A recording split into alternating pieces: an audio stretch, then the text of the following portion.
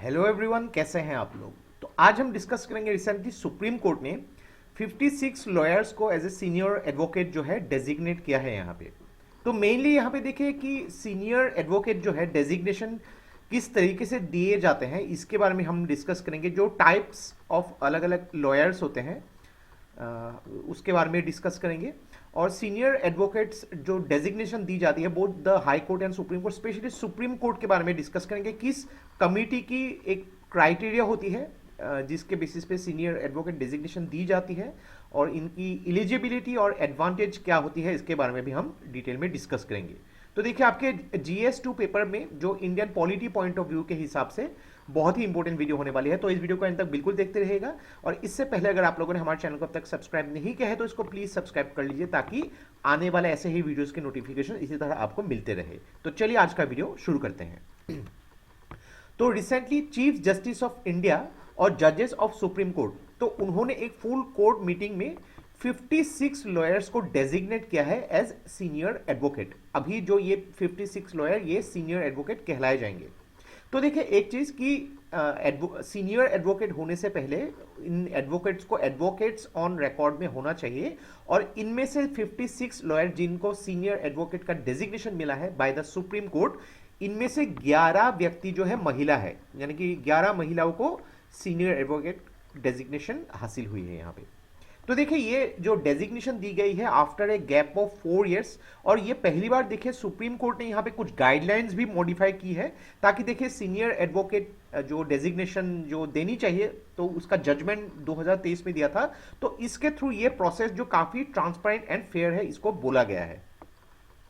तो थोड़ा सा यहाँ पे डिस्कस करते हैं कि एडवोकेट एक्चुअली होते क्या हैं। तो आपको थोड़ा सा कंफ्यूजन होगा कि लॉयर क्या होते हैं, एडवोकेट क्या होता है। लॉयर यानी कि जिन्होंने लॉ की डिग्री हासिल की है, लेकिन एडवोकेट जब वो उनके पास लाइसेंस होगा यहाँ पे कि वो प्रैक्टिस कर सकते हैं, यानी कि उनके यहाँ पे जो नाम है स्टेट रोल में एंटर होना चाहिए। और ये स्टेट रोल जो है कौन मेंटेन करता है, state bar council under the section 17 of the advocate act of 1961।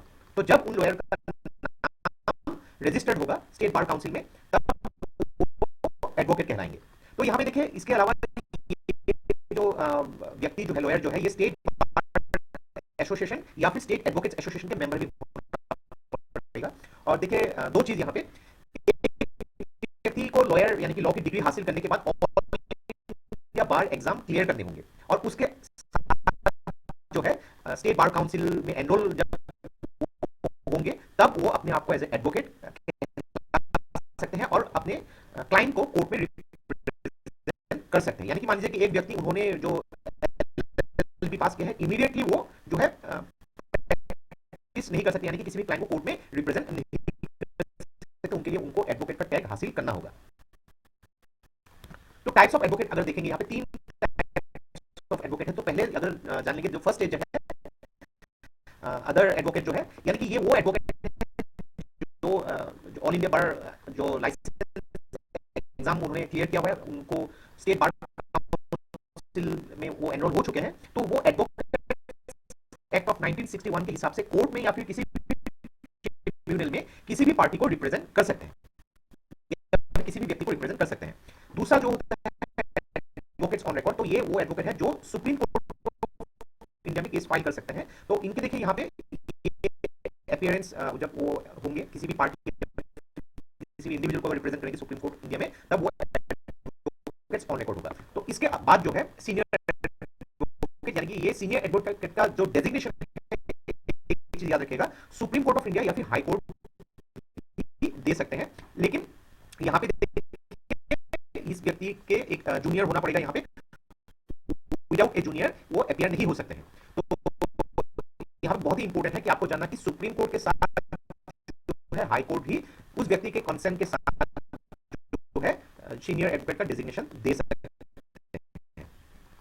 तो थोड़ा सीनियर एडवोकेट के बारे में जान लेते हैं। ऑलरेडी जैसे हम लोगों ने डिस्कस किया, एडवोकेट्स एक्ट ऑफ 1961 में सेक्शन 16 में senior advocate as a class of lawyer के हिसाब से मेंशन किया गया है। तो व्यक्ति को सीनियर एडवोकेट का जो डेजिग्नेशन सुप्रीम कोर्ट और हाई कोर्ट दोनों ही दे सकते हैं। तो अगर बात करेंगे सुप्रीम कोर्ट में, तो एक कमेटी होती है जिसका नाम है committee for designation of senior advocates. तो ये एक परमानेंट कमिटी है और इस कमेटी का फंक्शन है कि सीनियर एडवोकेट को डिजिग्नेशन। तो इस कमेटी के बारे में जान लेते हैं। इस कमेटी में देखिए पर्सन जो है chief justice of India, 2 supreme court के सीनियर मोस्ट जजेस होंगे, अटॉर्नी जनरल ऑफ इंडिया होंगे, और जो मेंबर होंगे बार काउंसिल के, जो चेयरपर्सन या फिर चीफ जस्टिस ऑफ इंडिया या फिर कोई भी मेंबर जो नॉमिनेट कर सकते हैं। इनसे मिलकर जो कमेटी होगी, यही कमेटी है जो 56 लॉयर्स का जो डेजिग्नेशन दिया था, इन्हीं कमेटी ने डिसाइड करके हुए हैं।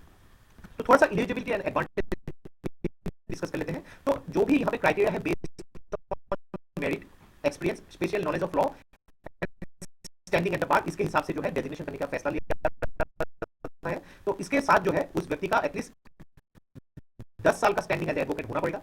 इसके साथ जो या फिर 10 साल उनको as advocate as in district या फिर सेशन जज में होना पड़ेगा, या फिर जुडिशियल 10 सालों के लिए किसी भी ट्रिब्यूनल भारत में उनको एक्सपीरियंस होना पड़ेगा। यहाँ पे मिनिमम जो एज क्राइटेरिया जो है 45 इयर्स, लेकिन इसमें थोड़ा सा रिलैक्सेशन भी किया जा सकता है। और इसके साथ अगर देखिए इनका जो नाम है सुप्रीम कोर्ट के जो चीफ जस्टिस ऑफ इंडिया या फिर सुप्रीम कोर्ट के कोई जज भी उनके नाम कमेंट कर सकते हैं। तो एडवांटेज क्या है? एज पर section 23 of advocates act, senior advocates को एक राइट होता है कि वो एज ए प्री ऑडियंस अलग अलग जो केसेस में एज ए लॉयर अलग अलग उनको एक एडवांटेज होता है कि एज ए प्री ऑडियंस जो है वो अटेंड कर सकते हैं किसी भी केस का, जो अगर हियरिंग या फिर उस केस के रिलेटेड इश्यूज को वो as a pre audience attend कर सकते हैं। तो देखिए यहाँ पे सोचने वाली या फिर समझने वाली बहुत ही पॉइंट्स हैं। तो छोटे पॉइंट्स को आपको प्रीलिम्स में स्टेटमेंट बेस्ड प्रश्न भी पूछे जा सकते हैं, या फिर मेंस में भी इसके बारे में आपको पूछा जा सकता है इसके एनालिटिकल पॉइंट ऑफ व्यू के हिसाब से। तो बहुत ही इंपॉर्टेंट है कि ऐसे टॉपिक्स को आप नजरअंदाज मत कीजिएगा, ऐसे प्रिपेयर करके बहुत ही इंपॉर्टेंट है। और देखिए ये टॉपिक बहुत मुश्किल टॉपिक नहीं है, थोड़ा सा अगर आप समझ लेंगे, छोटे नोट्स अगर बना लेंगे तो बहुत ही इजीली आप एग्जाम में उसको ले पाएंगे। तो ये था आपका कंप्लीट एनालिसिस सीनियर एडवोकेट जो 56 लॉयर्स को सुप्रीम कोर्ट ने डेजिग्नेट किया है। तो आशा करते हैं आपको बहुत कुछ चीजें सीखने को मिला होगा, और ये वीडियो अगर आपको अच्छा लगे तो प्लीज लाइक, सब्सक्राइब कीजिए, शेयर कर दीजिए। तो आज के लिए बस इतना ही, देखते रहिए।